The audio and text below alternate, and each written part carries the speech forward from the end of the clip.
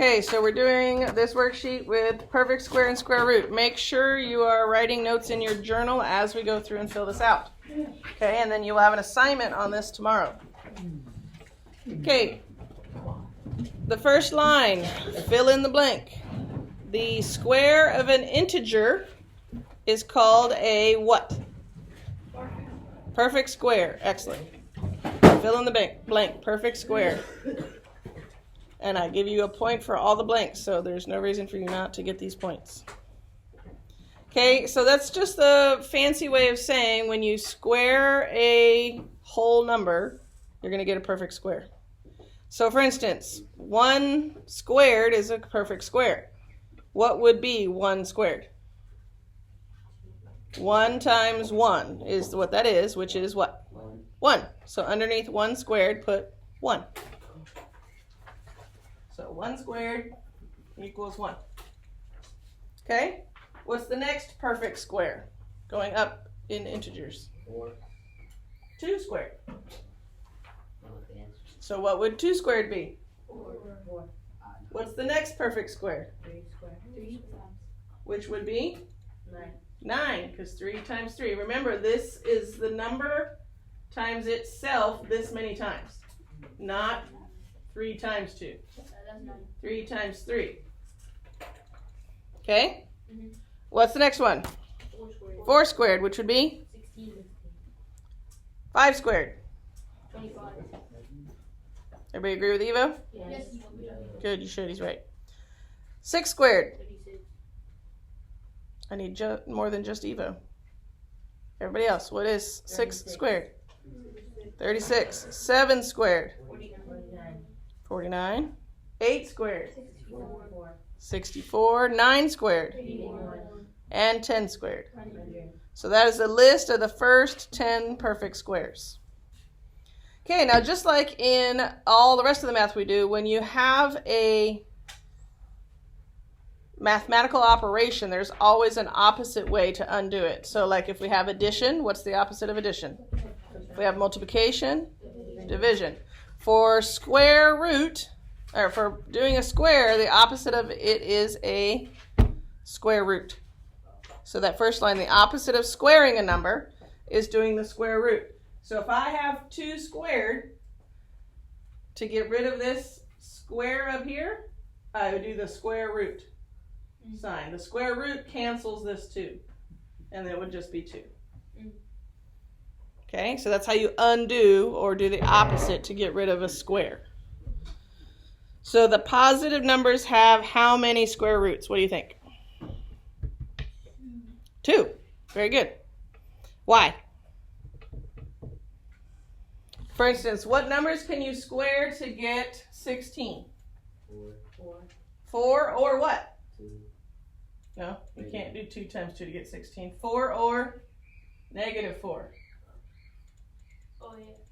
Because 4 squared would be 16. Negative 4 squared would also be 16. Because a negative times a negative is a... So that's why all of these have 2 square roots. Negative numbers, so if I come out with equals 9, negative 9, sorry, how many square roots does that have?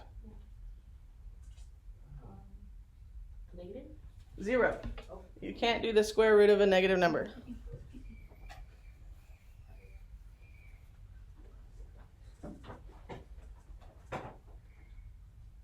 And what number only has 1 square root?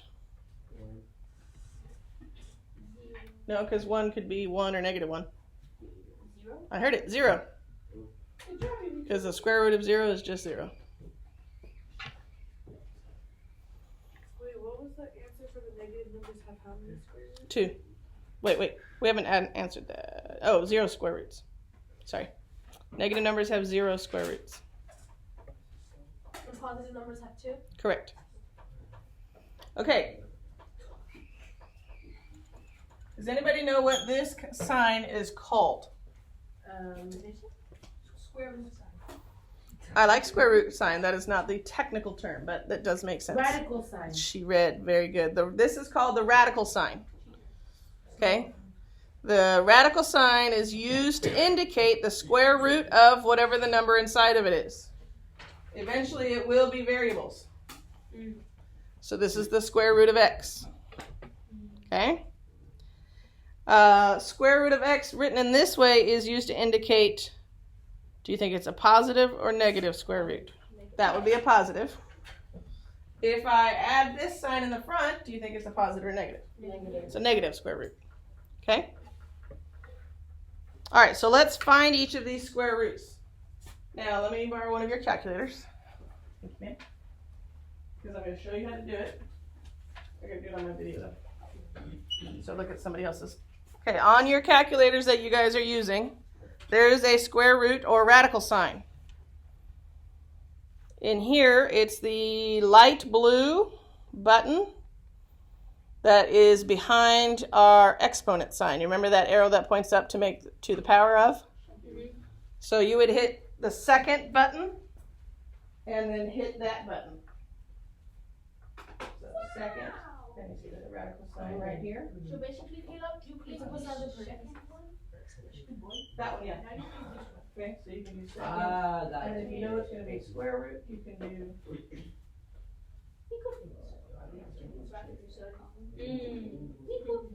you can play in there. Put like 9. And then if I do, 3, right? I got 9. Good. Oh,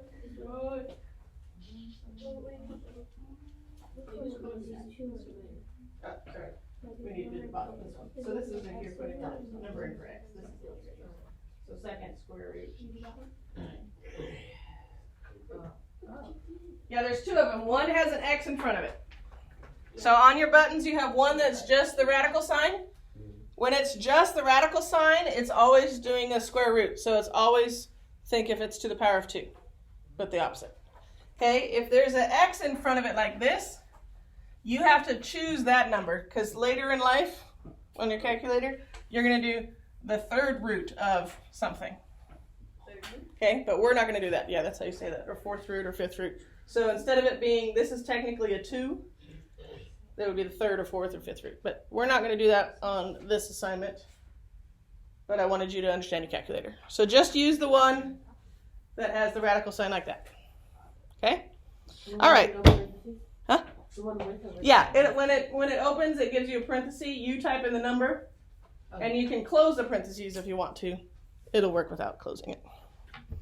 All right, so let's look at number 1. The other thing is you don't have to use a calculator on these if you know your multiplication table.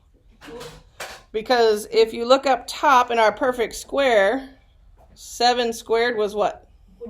49. So if you know the opposite, 7 times 7 is 49, then you don't have to use your calculator on number 1. So the number 1 would just be 7? Correct. So the square root of 49 is what? 7. The square root of 9 would be 3. We have to show work for this. No, not on these. Number 3, the negative sign is on the outside of the radical sign, so you can do this. So you're just going to have negative and then do the square root of 4, which would be? Negative 2 would be your answer. Okay? For instance, it's because you have negative and then 4 underneath, you can do this. Because you treat this separate. You just keep the negative, and then we do the square root of 4, which is 2. Done. You just keep the negative on the front. All right, so now we're getting into big numbers, which you're probably going to use your calculator. Do we have to fill in the area where it said radical notation? Yeah, I went through all of that already. No, we know.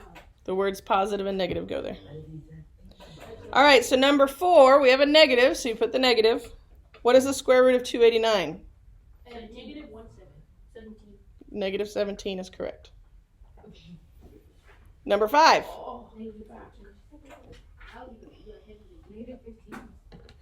That's not what he said. Negative 14. Okay, I want you to do 6 silently on your own. Number 7. All right, you can put this in your calculator. Everybody do it in your calculator real quick. I have the square root of 1 over 16. 1 over 4. So put that in your calculator and you get what? 1 over 4. But let me explain it to you so that way if you can't find your calculator, you can still do this. Okay. So you have to treat this radical like it's attached to both of these in the fraction. Okay? So if I want to simplify this, I could write it square root of 1 over the square root of 16 because the radical applies to both parts. It's simple because the square root of 1 is 1. Then you do the square root of 16, which is 4. Same answer, right? Mm-hmm. The only difference is later on you're going to get the square root of 25 over 100 or something like that. To do it in your head, I just think, all right, what's the square root of 25? I heard it whispered. 5. And then what's the square root of 100? 10. Yes. So 5 over 10. Now 1/2. simplify that. But I was making up numbers, so. Okay, so you can do it without having to use your calculator. You just need to remember that the square root applies to the top and bottom of a fraction. But we created these awesome machines for you to use, so you may use them. So number 8, look at number 8. It's a negative square root of 81 over 25, so it's just a negative answer. What's the square root of 81? 9. And what's the square root of 25? 5. So our answer would be Negative 1 over 5. negative 9 over 5.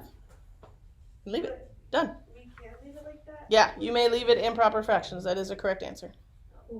I prefer it. I'll put it properly. Improper is fine. You put it mixed number. Improper is a little better when you're dealing with square roots, but I don't take off for it.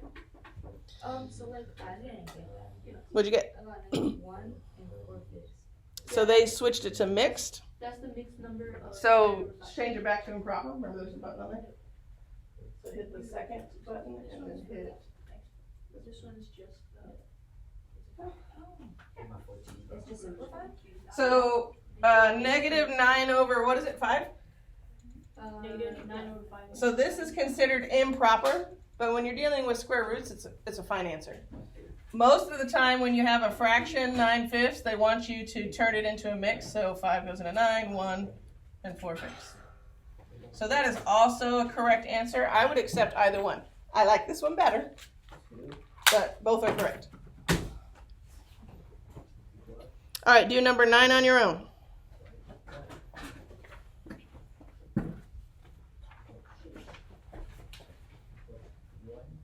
I'm giving you just a second to do 9 on your own. And you should have done number 6 on your own. Yep. Okay, everybody got those? Shh. There should not be talking happening. It's okay.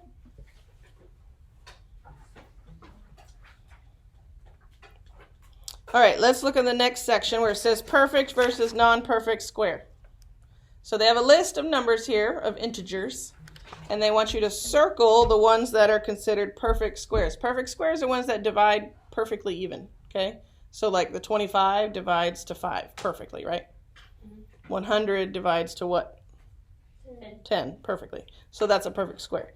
So not all of these will be perfect squares, meaning when you were to square root them, they'd be like a decimal, 2.5 or whatever, not a perfect square. So let's look at this list. Is 9 considered a perfect square? Yes. I hope so. We wrote it on our list up top. What about 32? No. What about 50? No. 50's teasing you because it looks like it would be a perfect square with that 0, but it is not. 121. Yes. What's the perfect square of 121? Huh? 11. 11 times 11 would be 121. So if you're not sure, throw it in your calculator to test it. If you are sure, circle it. The next one should be easy. Is 1 a perfect square? Yes. All right, the next 4 I want you to do on your own. The 2 of them are perfect squares, 2 of them are not. So you must decide.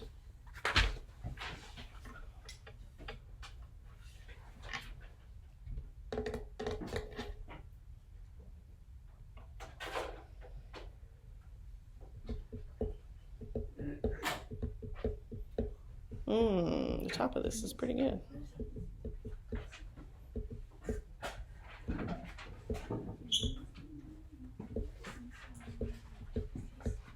So when I would put my answer for the, I would put like, for example, I had 49. So you're using the wrong one. Remember I said don't use the X one. Use the other one, this one. So You're good. All right, I want to stop there. Yay! So we will do the other page tomorrow. So if you want me to hold your paper, turn it in. If you want to hold it, put it in your binder, but don't lose it.